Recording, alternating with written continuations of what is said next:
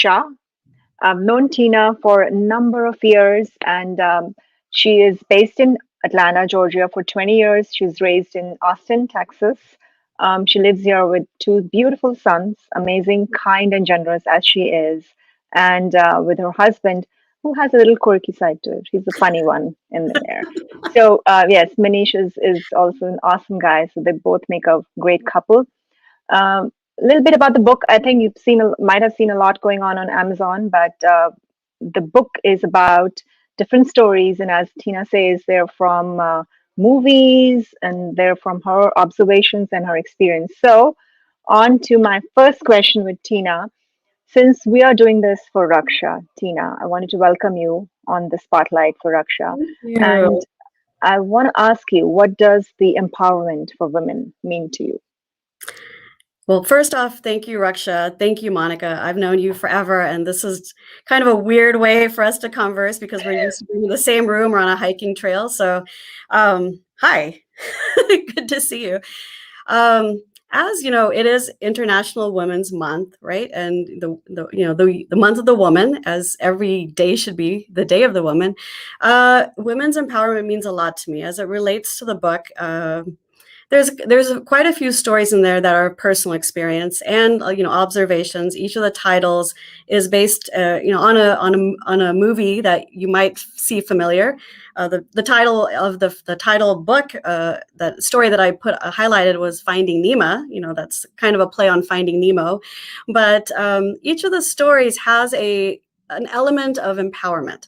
It is and either from a woman's side or from a man's side or from different types of viewpoints, but women's empowerment to me means quite a bit. It means having your own voice, and for me, writing this book was being able to express myself, having a voice, and always being true to that voice. And a little aside, the actual cover that you kind of see behind me, Finding Nima's cover, I actually found an artist to design the book cover from Pakistan, off of a site called Fiverr that a lot of you guys use. But I was really intentional about finding a women designer, from another country, supporting an entrepreneur of sorts to be able to do that as well. So for me, this has been a lifelong journey, speaking my voice, and especially since I have two boys, as you mentioned, Monica, it's really important for me to be that voice of a woman in this house. They all know that. They're every day they're like, okay, we get it, we get it, we get it. But I will never stop doing it because it's very important to keep that voice alive.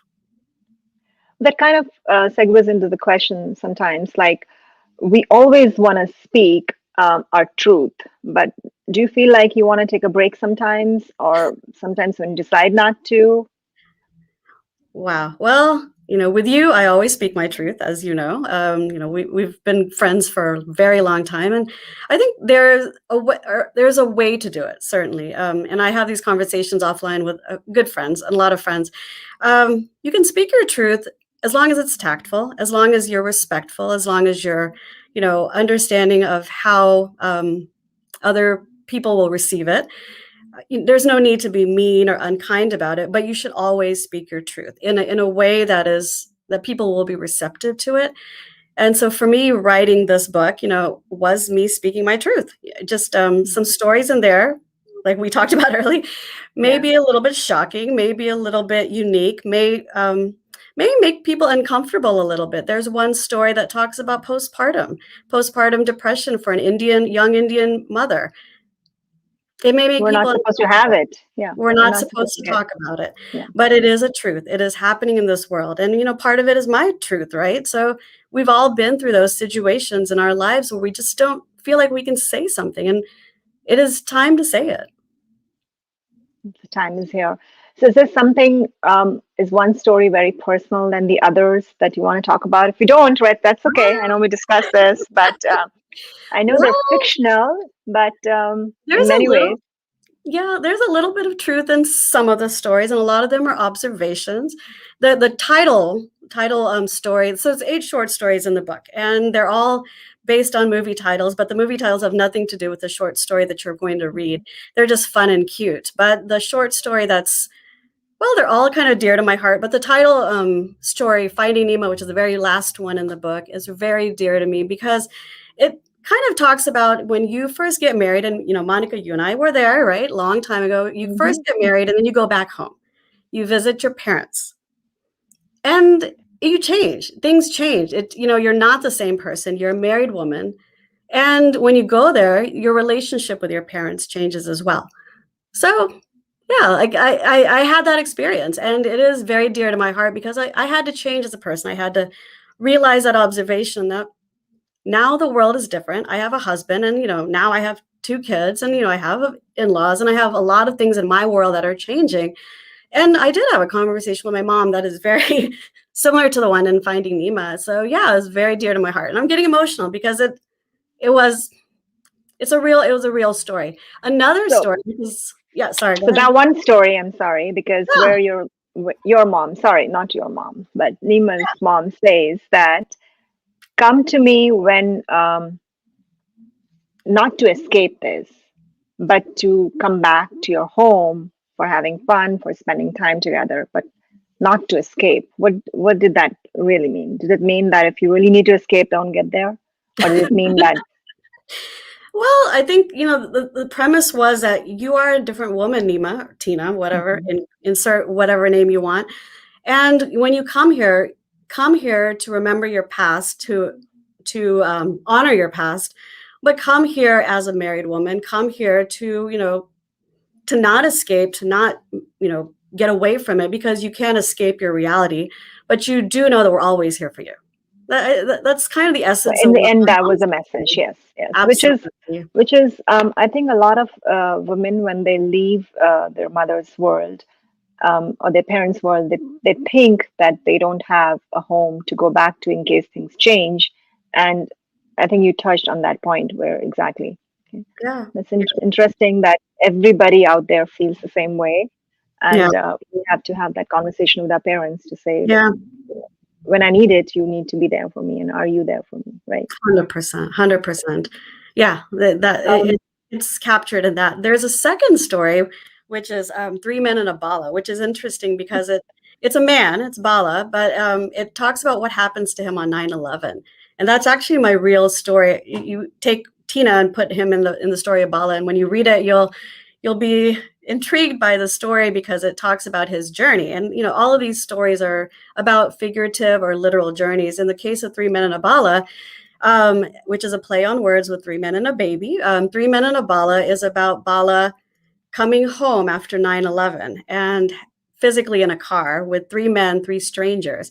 And on 9/11, I was actually in Ottawa at a client site for my consulting project. I was second day on the job when 9/11 happened, and I had to get into a car with three strangers from Ottawa, wow. Canada, and drive across the border and drove all the way to Baltimore by myself in some cases. So yeah, Wow. some of the stories are about real journeys, and some of them are on a plane, some of them are in a car, and then some are physical That or must have been great. So many people helping you get to your journey in that time when things are so difficult. Is that how yeah. that takes some courage to It ask was a for help little at that time. scary. Yeah. It was a little scary. We were all scared. And, just like right now with the pandemic, I think people are a little bit kinder. They realize that we're all going through something. And that time we were all Americans in another country. It's Canada, but it was still another country. We were not home when everybody else in our family was at home in this tragic time.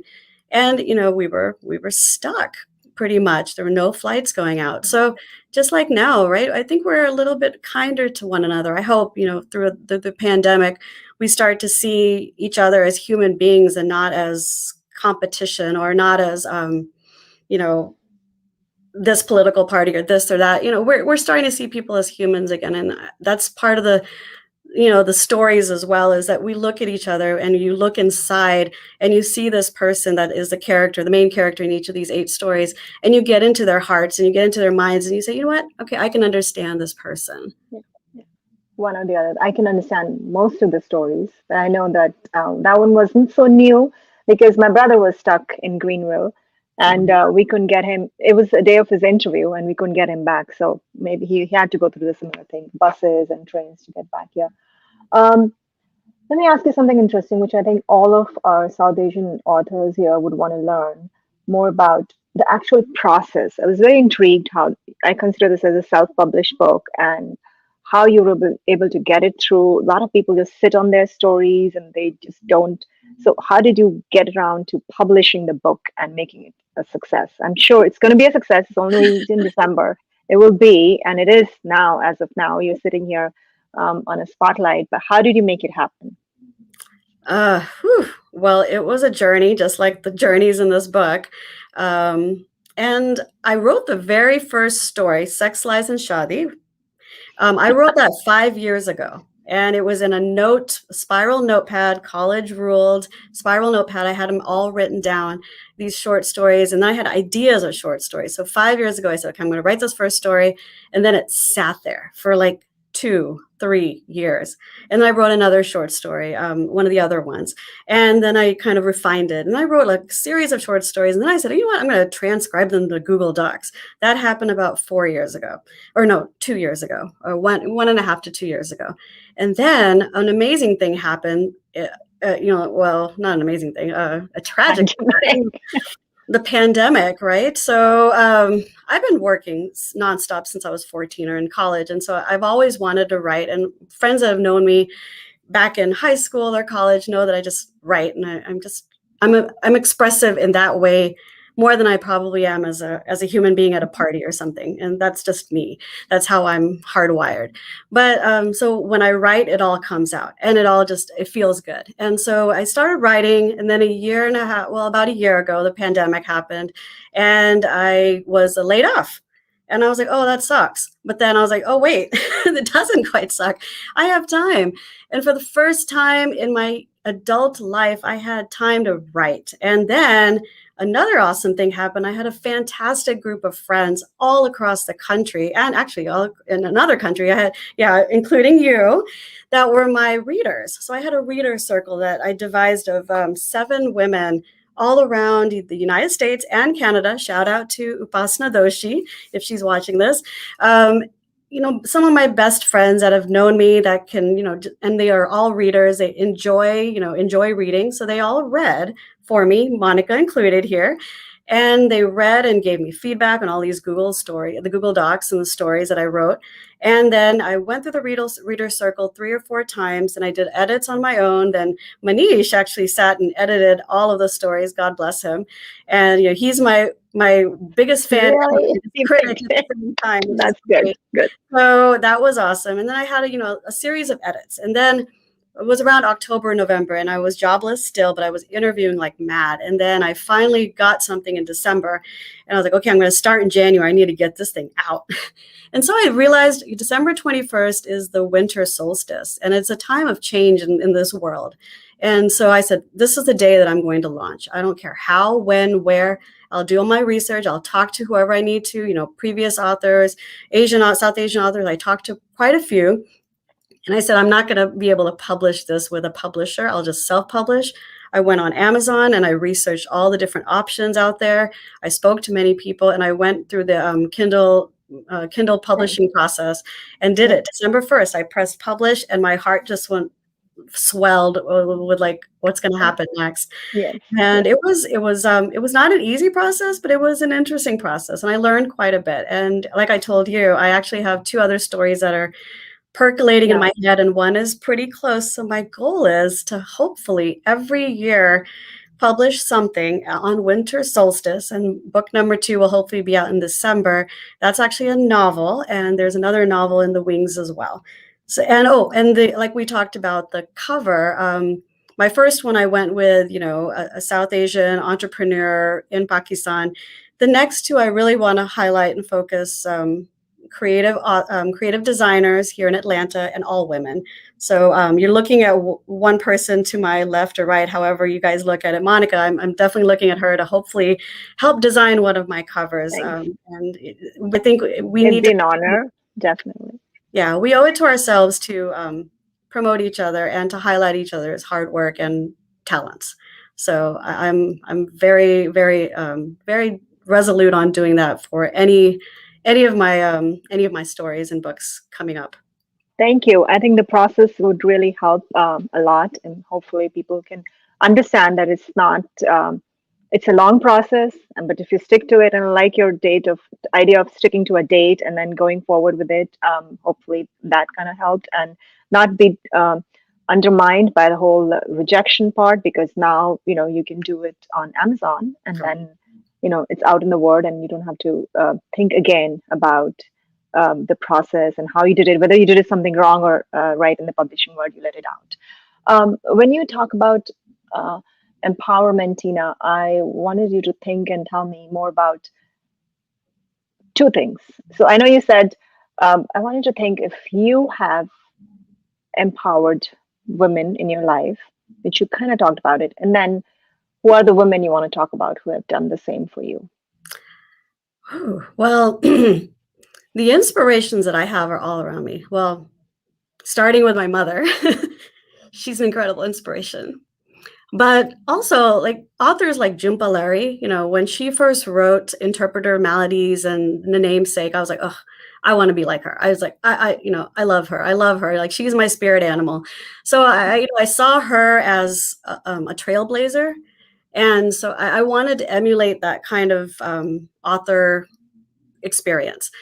Other than that, I feel like just as a human being and as we integrate with each other in this world, if you look for inspiration, you'll find it everywhere. If you don't look for it, you won't find it anywhere. And I'm so blessed to have some incredible friends around me that are incredibly inspiring, you included. I've been in a book club. Monica's part of this book club. It's a small group of us, and we've been together for about, what, 15 years, 10 Mm-hmm. years, 12 years. I lost count. Well, And so that inspiration is there. That support structure is there. They have inspired me to do this. They said, "Go for it. We got your back. Do it." And it's incredible to have that circle, that tribe that's there for you. How I've empowered other people, I feel just telling the story. I think just sharing this experience hopefully empowers any of you that are out there that you can do it too. I grew up as an engineer. I own my own Kumon Center. I work in an ed tech company. There's no reason for me to write a book. But I had a motivation and inspiration, and I wanted to tell these stories, and I wanted to be able to, put that voice out there for whoever is going to read it and whoever wants to read it. So I think that all of us have something important to say in this world. And I hope, this experience and people seeing this are empowered and inspired. Women are inspired to share their stories.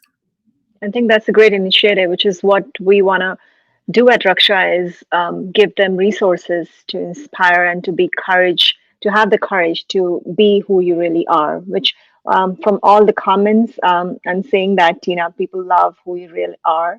So thank you for being your authentic self, especially in this book. Um, Gauri, do we have time for a few more questions? I know you said keep it short, but I have a list of questions here, and if you want me to keep going, A I few know. more. Make sure Tina is getting some water in the middle. Um, one more one more question. When you talk about all your stories, is there one message that comes across? Is it? I know you said it's movies and all that, but there's some. Are you staying with mostly fictionalized character? I understand there's something personal here, but like, how do you? When does a moment come for you to write something about? Is it something happening now? Are you documenting things from behind? How are you writing them? Oh, that's an excellent question. And there's 8 stories, so there's 8 different soundtracks going on, right? Mm. And they're all quite unique. But the one common theme throughout all of them is there are journeys, right? It's called Finding Nima, a collection of journeys. But they're not physical journeys in all cases, right? Some of them are in a plane, some of them are in a train, or there's no in a train, sorry, plane. We uh, know about the plane, but moving Planes. on. There's a lot of planes going on. I love planes. I miss being in one. Cars, and then it's the physical or the figurative journeys, right? So there's one story that can kind of cite the figurative journey. There's a gentleman. He goes back home to Bombay. His wife has passed away in Houston. He's been living in America for a long time. He's going back to see his what they call chuddy buddies, which are his old Mm. time friends in Bombay, and they are meeting in Marine Drive. So it's called Marine Drives 7. But the story is about a journey in his mind where he is going back home to see his longtime friends for the first time after his wife passed away. So what is going on in his head? What are the emotions that he's going to see and feel when he sees these people? Are they going to understand him? Are they going to relate to him? So every story has a kind of thinking process, right? A conversion in a thought, a conversion of realization, a journey in one's mind of how I'm going to deal with the situation. And so I think we all go through those in our stories. And the funny thing is, every single of these stories, I feel like I visualize it. It's weird to say, and maybe a lot of other authors will relate to this, but I almost visualize it as if it's running in a movie or in a short story. I can even put characters and faces, like, Yeah.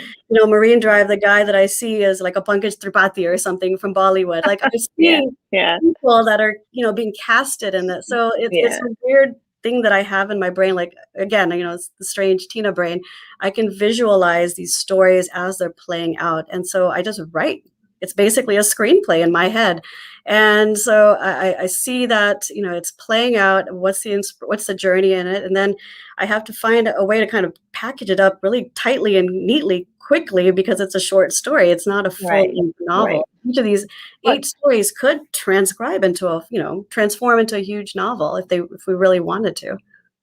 so you did mention once you were writing a novel. Is it going to be part of these 8 stories going forward, or just a completely different one?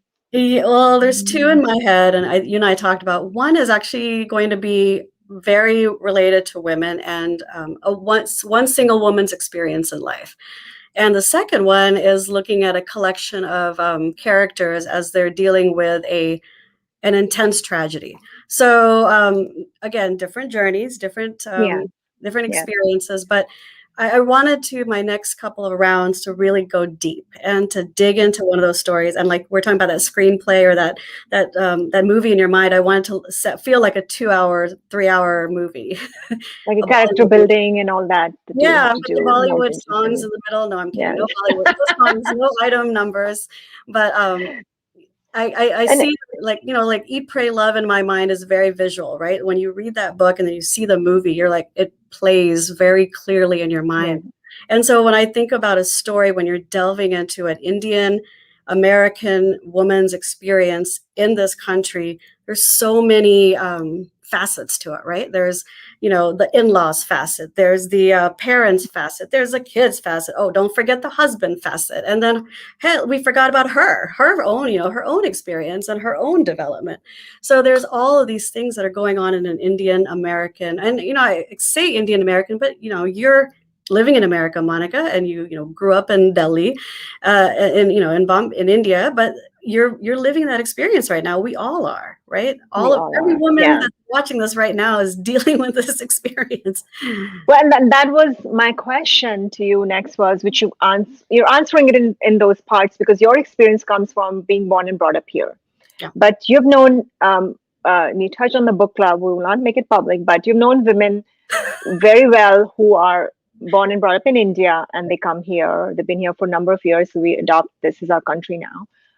And then you are born and brought up here. We actually consider you as uh, more freedom oriented. Like you got the freedoms in your lifetime growing up, but you've contradicted me a number of times saying, no, I grew up in a very still a conservative family. And that is uh, that's that's unfathomable to me that in this time living in this country the parents were still more conservative than my parents back in this. We always can go back and fight and not make it a competition, but how is it different for you Huh. than for me? How do you Um, think?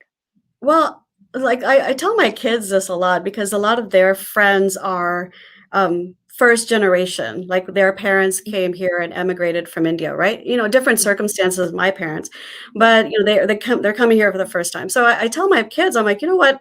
I'm actually like your friends. Like, it's an interesting kind of unparalleled comparison, but I got to see you, Monica, through my mother, right? When she first came here, I witnessed everything. I witnessed her dealing with even maybe more because there was no Indian grocery store down the road. There was no garbas going on. There was no sense of community, right? We were all disjointed back then in the early 70s. So I feel like I see a lot of and I saw that struggle. And I saw that struggle and I appreciate that struggle. I respect that struggle. And so I don't want to do that struggle. And I'm so grateful Yeah. that they came here and gave me the life that I was able to, would not have been able to get otherwise, right? I'm the first person in my family to be born in this country. And that's a huge deal for them. When I was born, my dad's like, "You're going to be president." I'm like, "No, I'm not." "Okay, you can dream." You might be. Because I'm the only one that could. But it's that it is, I still saw that conservativeness growing up, and I still see it, in different ways. It's not exactly the same, but I still see it in, when we go somewhere, it's all about, well, this is a totally separate conversation, but it's still about status. It's still about money. It's still about all the different things that we as Asian Americans or Indians or, immigrants seek because we didn't, grow up with it, or we weren't born with it, or Mhm. we're always trying to grow ourselves in that way. And so, when I was writing back in, in high school, my parents were like, "That's great, but what else are you gonna do?" What So is? I still got the same stuff, right? And then when I said I was gonna go to engineering school, my dad's like, "Really?" I was like, "Yeah, because I need to have a stable career. You've been telling me this all my entire life." So, I'm not Stable gonna be a career. doctor. I can't stand the sight of blood, so this is my other option. But, I'm Yeah. a grown adult woman now, and I'm exploring my career and my family, and I'm trying to raise kids to understand that there's more to life. And I do have the freedoms to do that now, absolutely. But I still have in the back of my head that you know, Mhm. conservative mind, because that's what we had. And, it's no fault of our parents, or it's no fault of anyone that has it, because that's all they've ever known. Yeah. And there's one story that talks about that. The very first one is about Harry Potter, coming back from working at a gas station in Louisiana and going back home for the first time. Yeah. And Yeah. he said when he went home, he's like, "Oh my God, I would rather be cleaning toilets back in Louisiana than be here right now," because he was just like, "I feel like I'm back in this oppressive culture," right? And so he Yeah. tasted the quote unquote freedom, and now he's coming back home. But that's just, the mindset is always there. So that one story interested me because, and that kind of leads to the next question, which a lot of people are asking is, um, for some of them, not for all of the journeys that you talk about in and different stories, it feels like there was something more. So definitely for Harry Potter, like I want to see a romantic ending to it, or for him to come back and like, what's going to happen? Is it going to be in your next book, or is it going to is he can't just end it there? Well, okay, What? we don't want to give any spoiler alerts, but yeah, like, sometimes you got to leave things to your imagination, right, Monica? Not everything. Mm, I try to package everything up neatly, but a journey is a journey. Does it end? When does it end? When do you yeah, die? true. So, your life will continue to evolve. And so, in this story specifically, yeah, it's the beginning of potentially a cute love story, maybe, right? Who Mhm, knows? mhm. Who knows? Yeah, yeah. When I read the book again because of this interview, because I wanted to bring things on the empowerment and the Yeah. women empowerment, I guess, more. And what was interesting for me to see is that you have actually jumped into the minds of some men. How did you do that? What are you listening? I know you consider yourself an introvert, but I consider you What is as a person who takes time to make. I don't like that word. So I think it's because you take time to make friends. When you do, you make good friends. So you're always out there listening to others, and you take your time to share your feelings. So how are you doing this with men? How are you understanding them? Because you say women are always the tough one to understand, but you have some great insight on that. But men, Um, I mean, I'm surrounded by men in my life. I have a husband and two boys. I have my father, my father-in-law. I've got wonderful guy friends. So, just because you're a man doesn't mean you have to have this aggressive edge all the time. Men are also thinking, and specifically when there's a life-altering moment, like in that one story, Marine Drives Seven. uh, he's dealing with an emotion. He's dealing with how he's going to be perceived by his his buddies, his men, his friends. And so I have observed that. I've seen widowers or divorcees, or men that are going with life changes, dealing with things, and it's hard. It's hard for them as well. And so yeah, I delve into those minds and I observe, and I do, like you said, take my time to say something. And I want to say something that's thoughtful, that will be helpful, that will be relevant. And so in this story, we delve into that. But at the same time, he's like, I just want to just not think about it tonight. Right. And so, he goes out, he parties, and his buds are there, they're drinking, they're having a great time. But at the end of the night, it comes back to him, right? He's just like, okay, I'm going home alone. After having all this fun, I miss my wife. And so, yeah, it hits you because you are dealing with a loneliness that you didn't have to before, right? And women are not the only ones that are allowed to be lonely in this world, right? I think you pointed out great in a few stories, not just the one, and I loved it where you ended and how he was talking about a divorce there and how you ended it. The guy also ended on a very graceful tone, not like always blaming women for the divorce or something. It's more peaceful. So, Yeah, and he was kind and generous to his women, where he said, this just happened, which is not, you generally don't hear that. So it was a right. great insight to read, to me personally, about read about Indian men. And just read about men being emotional. I think that's important. That was important to me as well. So thank you for bringing that out in people. I think we can continue on. Oop, I lost you. Monica, are you there? I think I lost Monica. Gory? Hello.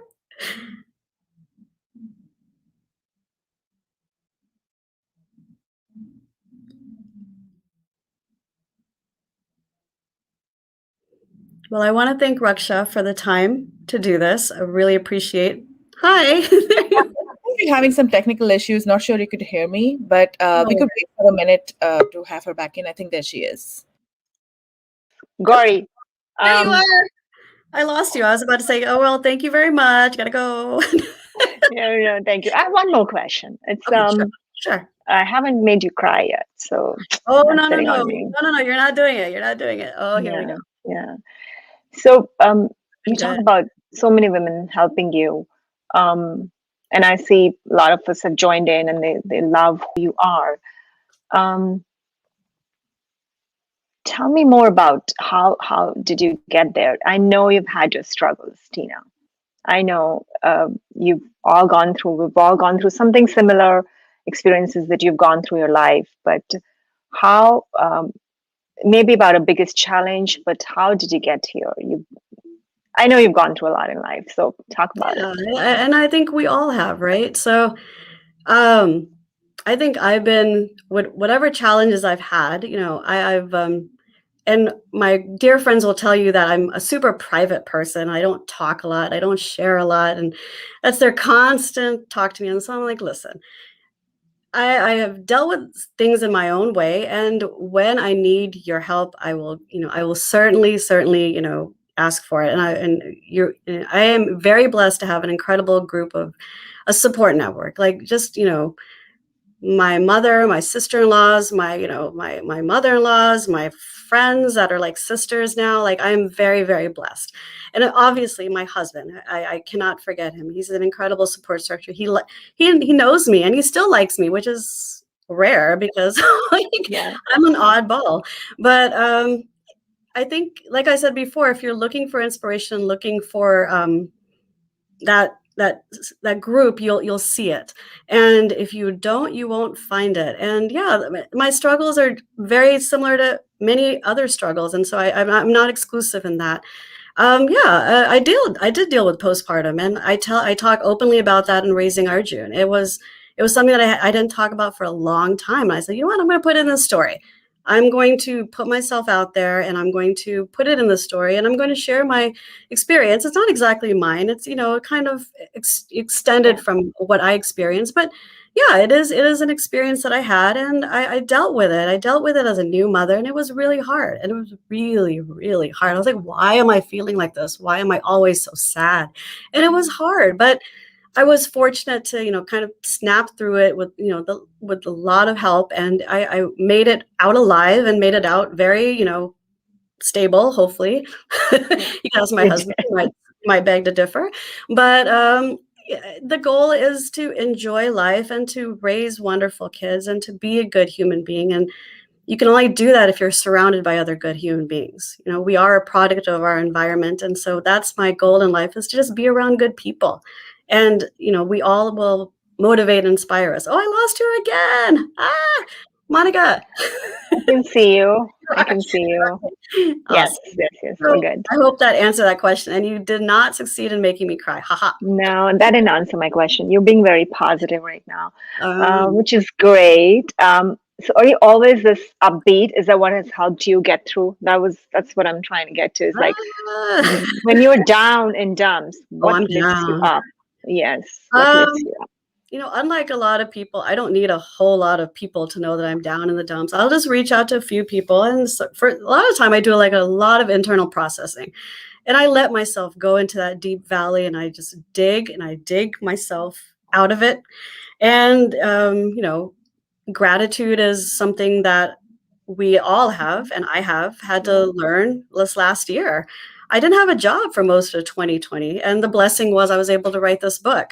But it was not an easy year for any of us. It was certainly not an easy year for me. It was hard. It was really, Yeah, really hard. I yeah, had yeah. lost self-worth. I had lost, you know, purpose, and I'd lost motivation, and I was just not myself. And I didn't want to socialize with people. It was not fun. But, you know, as women, you know, we have to see that in each other, right? Like sometimes I can see it in my friends and they can see it in me. And if you see somebody that's going through a struggle, you say, hey, you know, can we go out for Yeah, coffee or can we talk? yeah, I yeah. see that you're not yourself. And I've done that with so many friends and so many family, and they've done that for me. And that's how we got each other through these really bad times. I think that's where our job as Raksha would be easier if we have friends like what you do, and people are able to open up to them, and then just hopefully take inspiration and be guided through friends. And I loved one thing you said, that you only need a few. So everybody needs to realize that. And hopefully during COVID, we have that you only need a few, Yeah. count them on one finger, one hand, and you're good. And to that, Tina, if you have anything, one more statement or one more word, three words that you would want to send out in this world. Um, it I think we all need to learn to not live in the rails. And so I say that and if you check my website and you look at my bio there, teensterwrites.com, if you look at the bio, it's really just about, you know, dreaming, living large and enjoying and you know, being a human. And so we all, that one question that we all ask each other, what do you do? Because it kind of goes to who I am, what my job is. I'm so Yeah, tired of that question. If we yeah. can all go to each other and go, how are you? Who are you? What do you like to do? Instead of what What do you, drives you? yeah, what guides you? What wakes you up in the morning? And ask that question instead of what do you do? I'm so tired of that question. So yeah, I want to leave with that, and I hope people get to read the book because this is what I do. This is what we all do. We express ourselves, and we want to be seen as humans. And so yeah, that's what I want to end on that. Thank you, thank you, thank you. That's a great thing you said. When we ask people, "What do you do?" It's also, of course, in how you answer. But instead of "What do you do," it's like who you are. How are you? What are you? I would get to know you. I would want to know you more. Yeah. But only after, when I get to know, when I ask the right questions. So definitely, thank you. Ask the right questions. And we'll go live with Raksha again next Sunday. I just wanted to end on that with another author, Anju Gatani. Tina, you would love to read that book as well. I think I've sent out the Yes. links and everything on the platform. So let's do that next Sunday. And for this Sunday, from this Sunday on to the next 5 Sundays, Tina has discounted her book. So please go and read it. You would find yourself, I guarantee you, in one or the other story for sure. You will find you've connected with it. So go read her. Thank you. Thank you so much. Love Thank you. you, Raksha. Love you too, Monica. Thank you so much, everybody. I want Have to a good thank Gauri for making this happen today. yes. Gauri, can you come quickly online? Or Gauri, Yay. thank you. Thank you so much. Thank you so Thank much. you. have done it without you. Yeah, we couldn't have done it without you. You made it happen. Mic wasn't working, backgrounds weren't working, and There's she just made it always happen. issues, and I'm glad we just stuck to it. And this conversation was great. So thank you so much, Tina, for coming here and sharing your thoughts and My insights. pleasure. Thank you for having me. Appreciate it.